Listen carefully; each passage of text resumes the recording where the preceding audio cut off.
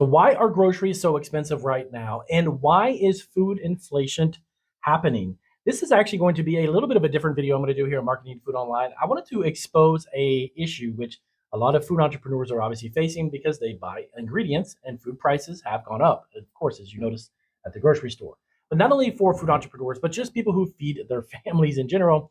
Being the fact that I've been in the food industry as long as I have, I keep track of a lot of things within the food industry. I have a lot of friends that I've made along the way, and I know grocery industry because I worked over 20 years in it. One thing that's really shocking is the astronomical skyrocketing prices of food in general for no purpose other than profitability. And I'll actually prove it to you in this video because I have a wonderful article that was sent to me by a friend of mine from Time Magazine, time.com. This was actually something very interesting. How food companies' massive profits are making groceries more expensive, and it's not because of inflation. You might know a little bit about what inflation is, but of course, in this video, I could sit here and spend an hour or two actually explain to you what inflation is and how it affects food. And in some cases, over the past couple of years, as we know, there was some disruptions in certain aspects of the food industry, but not the food industry as a whole. Most of what you heard was absolutely incorrect. It was basically all about the idea that what happened a couple of years ago caused a dramatic shift in the supply chain of a lot of different foods, ingredients, and such, and they're blaming this and blaming that.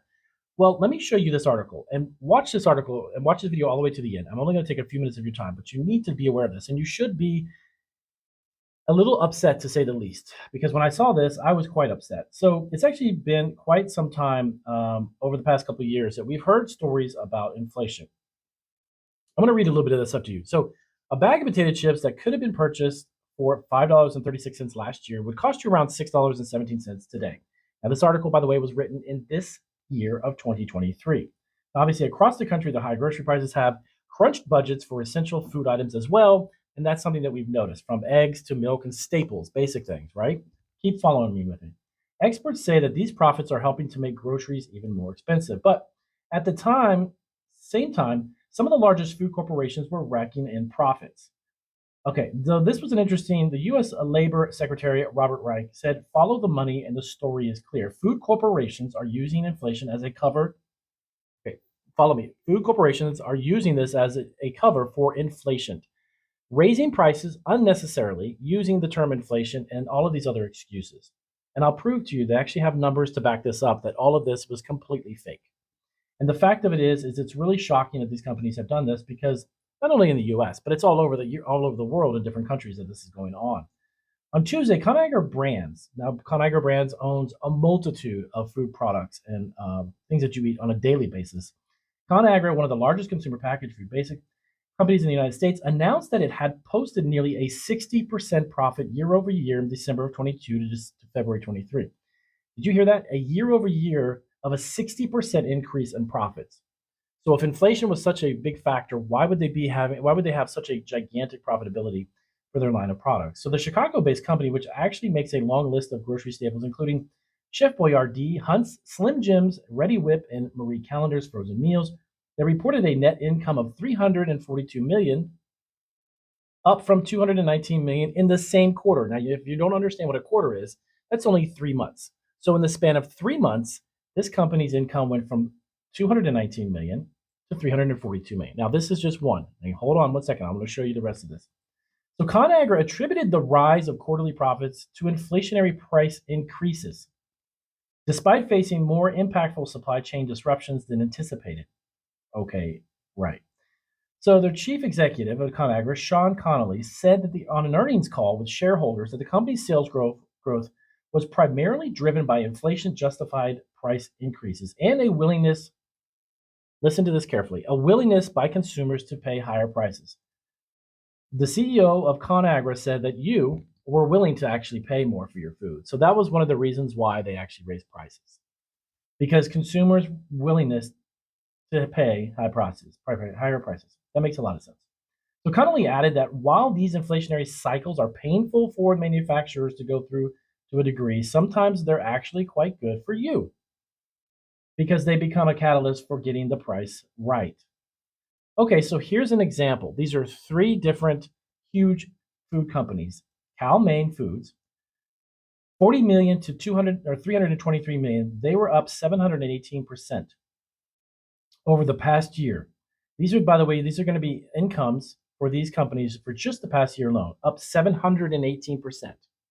So if you're telling me that it costs more to produce your food products, such as the ones I just told you, then that would be a reason why those costs would go up. But pay attention because it gets even better. I want to read the rest of this article to you. Kraft foods were up 448%. So from 255 million to 887 million. That is insane. And they, by the way, make Kraft is a company that produces Heinz.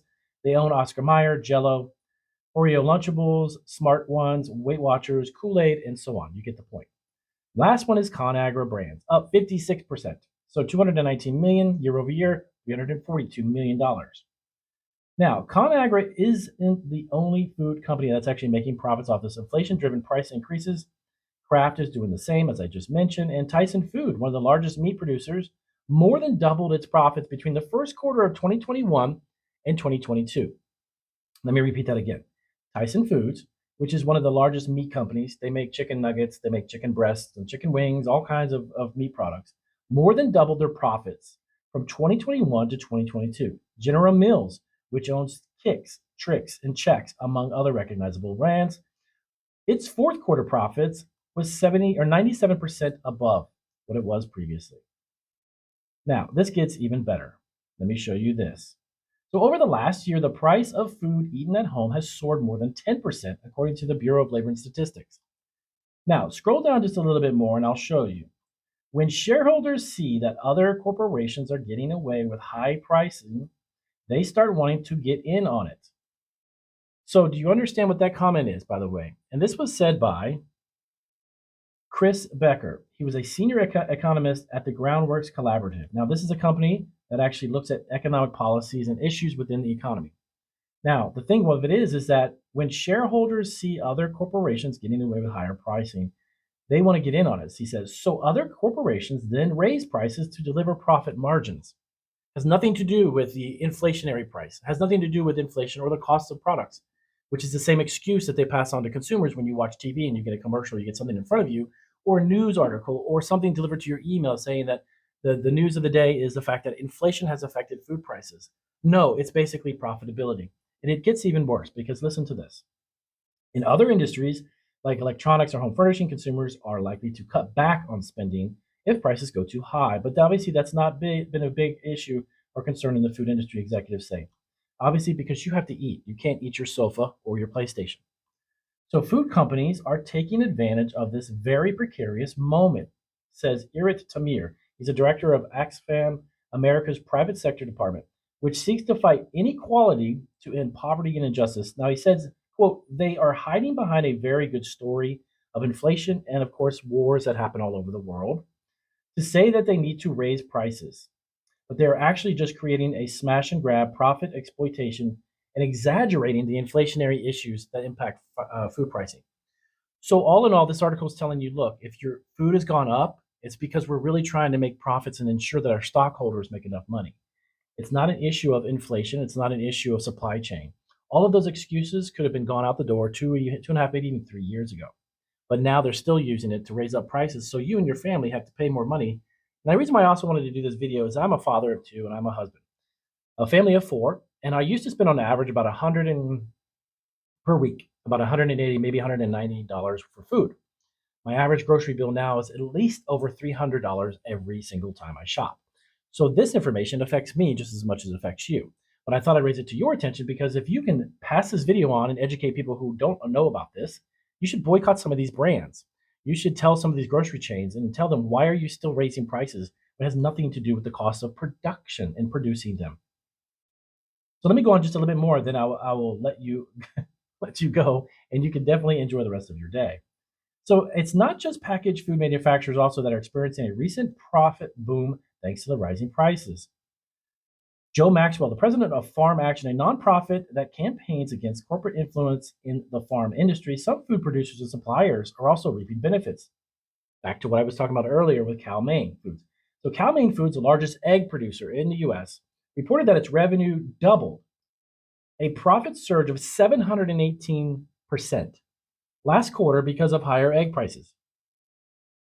Not higher egg cost to manufacture prices, just higher prices, because you, the customer, can absorb that. Remember what I said in the beginning of the video was right here in the article. you are happy to absorb that and you'll pay it because you gotta have eggs. I can tell this also to you as well because I run a bakery and I remember the 60 count box that I was just telling one of our employees about that was actually costing me around $21 about 3 weeks ago. Now, randomly, for some odd reason, has come down to $5 for 60 count. So, you don't think the companies are profiting off of this and giving you some baloney story about it? Their profits surged 718% last quarter. That is insane because of higher prices. The company which controls, by the way, one company controls 20% of the US egg market from one company. That's a pretty gigantic amount of eggs. Said that its average selling price of a dozen February 25th was $3. And the average used to be about a year around $1.60. That's all about raising profits and giving their stockholders more money. Fantastic. So lastly, but surely, Maxwell, who was the Democratic lieutenant governor in Missouri, says that the food and agriculture industry have become so concentrated into a few large companies that there's no longer an incentive to gain market share by competing on price.